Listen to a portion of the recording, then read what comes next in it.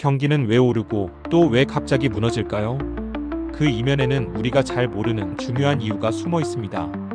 오늘은 오스트리아 학파 경제학자 루트비 폰 미제스가 설명한 경기 변동 이론을 아주 쉽게 알려드릴게요.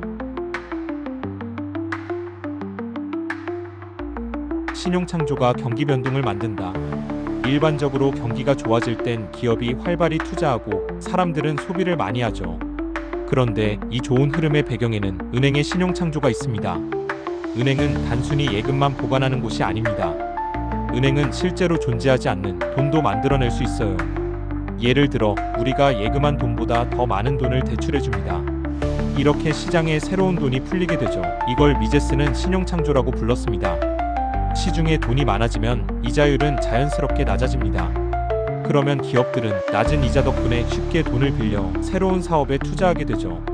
이때 문제가 생깁니다. 이윤이 나지 않을 사업까지도 살아남기 시작해요. 그 결과 원료와 노동력에 대한 수요가 급격히 올라가고 자원은 부족해지며 가격은 오르게 됩니다. 이게 바로 경기 과열입니다. 미제스는 이렇게 말합니다. 은행이 신용을 창조하지 않았다면 이런 경기 과열은 없었을 것이다. 하지만 은행은 이걸 멈추지 않습니다. 왜냐하면 생산할 수 있는 자원과 노동력은 무한하지 않기 때문이에요. 그리고 신용 창조도 무한하게 이어질 수 없습니다. 그래서 결국 과열된 경제는 더 이상 버틸 수 없는 순간을 맞이합니다. 이게 바로 경기 침체입니다. 물가가 계속 오르면 사람들은 돈을 믿지 않게 됩니다. 나중에 사면 더 비쌀 거야 하고 지금 가격을 따지지도 않고 물건을 사요. 인플레이션으로 시간 선호도를 높이게 되죠. 이렇게 되면 돈의 가치는 빠르게 무너집니다. 1923년 독일의 초인플레이션이 대표적인 예죠. 한번 경제가 꺾이면 이제는 기업들이 무너집니다. 인위적으로 유지되던 이유는 사라지고 기업은 문을 닫거나 구조조정을 하게 되죠. 그 결과 실업자가 급증합니다. 불완전한 해결책. 자, 이제 그러면 은행은 이자율을 높입니다. 이자율이 오르면 물가가 안정될 수 있기 때문이죠. 하지만 이건 잠시뿐입니다.